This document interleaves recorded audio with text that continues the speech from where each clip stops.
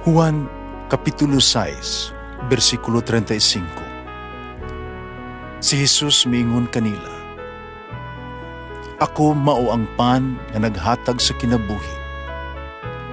Ang muari kanako dili nagayod gutomon, ug ang mutuo kanako dili nagayod uhawon."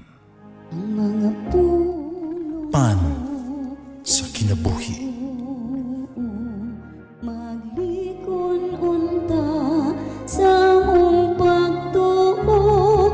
Gagaka kami sa pagtuman sa imong mahal nga kasuguan. Ang ginawa na kaninyo, Santo sa Ebanghelyo sumala ni San Mateo. Nimingon si Jesus sa mga tinunan. Ang buot mahimong akong tinunan, kinahanglan nga kalimtan niya ang iyang kaugalingon, pasano niya ang cross. Musunod siya kanako. Kaya ang buot magluwas sa iyang kaugalingong kinabuhi, mawad-an hinuon ni ini. Apan, ang mawad-an siyang kinabuhi tungod kanako, makabaton ni ini. May makuha ba ang tao kung maangkon niya ang tibuok kalibutan? Apan, kawad-an siya sa iyang kinabuhi? Wala gayod. Ang tao walay bisan unsa ikahatag aron mabawi niya ang iyang kinabuhi.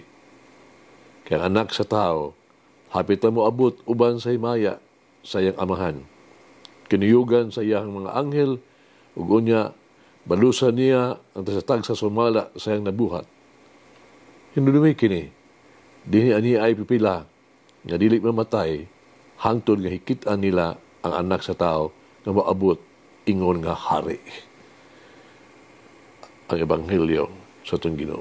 Pasalamati ang Diyos sa tanang mga Diyos, ang iyang gugma malungtaron. Pasalamati ang Ginoo sa mga Ginoo, ang iyang gugma malungtaron.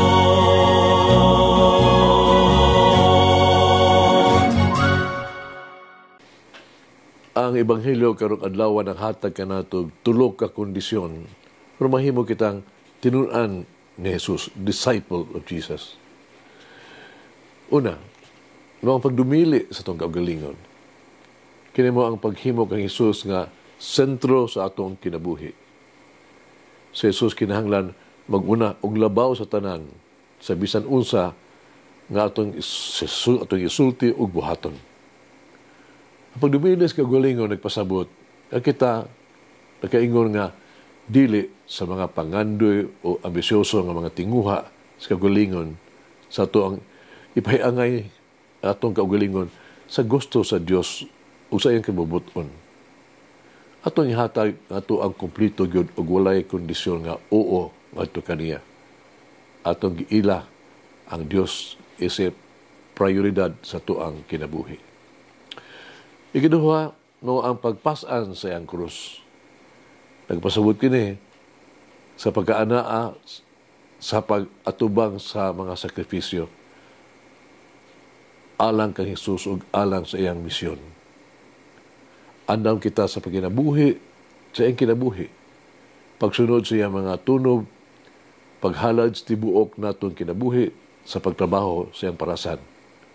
Pagpasan sa iyang krus, mao ang paghalad sa atong kinabuhi ngadto kaniya. Kini mo ang pagkaandam, pag-alagad ug bisan sa pag-antos alang kaniya ug siyang katawhan. Pagkabukas sa pagkigugma o pagpasaylo sama nga gipakita ni Jesus. Ikatulo mo ang pagsunod kaniya. Kini mo ang paghatag kang Jesus sa atong bug-os o pagkamasinugdanon o hingpit nga pag-alagad. Ato ipunting ato ang direksyon ngadto kang Jesus. Itutok nato ang ato ang tumong sa iyang misyon. Busa ang iyang mga pulong, mao sa mga tuang mga pulong.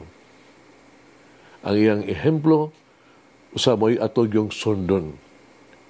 Ang pagsunod kay Jesus mao ang pagtugyan sa tong tibuok kaugalingon ngadto kaniya. Ang pagsunod kaniya mao ang pagbuhat sa iyang gusto ug pagsunod sa iyang kinabuhi. Ito mga tanong karon atong kaugalingon. Andam na ba kita sa pagdawat nining tulong ka kondisyon sa pagkadisipulo? Mas may atong biyaan o kuhaon o ilimod sa atong kaugalingon aron makasiguro kita nga si Jesus, no? Pubalos ka nato sumala sa ato ang binuhatan. Sugulan nung sa kinabuhi ni St. Ignatius, no? O Loyola. Tao siya sa Castillos Familia sa mga Loyola sa Minahang, Espanya. Misulod siya sa pagkasundalo. Nasamdan siya sa panahon sa gubat sa Pamplona. O sa taas nga panahon nga siya na hospital, nabago ang iyang kinabuhi. Pinagi sa pagbasa mahitungod sa kinabuhi ni Kristo o mga libro nga gibasa mahitungod sa kinabuhi sa mga santos, di nakapaamgon niya sa iyang sayop nga binuhatan o sa iyang kahawang siyang kinabuhi. Diha, mihimo diyan siya og lig-on nga desisyon nga motrabaho alang kang Jesus. Namulong siya, kung ang mga santos na kahimo ni ini, ngano dili man ako makahimo. Hagit kinabuhi. Sa pagiha, o sa konkreto mga paagi, ako magalimod sa akong kaugalingon, magpasaan sa krus ni Kristo, umusunod kaniya. Nag-ampo kita. Amahan namo, matinud-anon ng pasayloon ni Ginoong Dios. Salamat kayo sa imuhang balaang tawag. Giday ko ikaw sa pagpili kanako, sa pagpadayon, sa imong buluhaton dinhi sa yuta. Masalamaton ako kanimo, sa pagsugod kanako, pagpadala sa imong gugma o pasaylo sa imong katawhan. Karon mag-ampo ako, na magmatinud-anon ako sa akong misyon. Tuguti usap ako, magubungahon sa ako ang mga buhat. Tuguti ako, ngahipiton ko ang ako ang pagsalig kanimo. Giyahi ako sa pagtrabaho, di lamang tungod sa dungog o tungod sa ganansya o alang personal nga benepisyo. Ihatag ka na ako ang grasya sa pagtrabaho alang kanimo tungod sa gugma. Amen. O Mary, help me to direct all the treasures in my life towards God's glory. Mulangin ang Diyos magagahom sa tanan, Amahan, Anak, Espiritu Santo. Amen. May the Lord of the divine mercy bless us all, heal us from all diseases and suffering.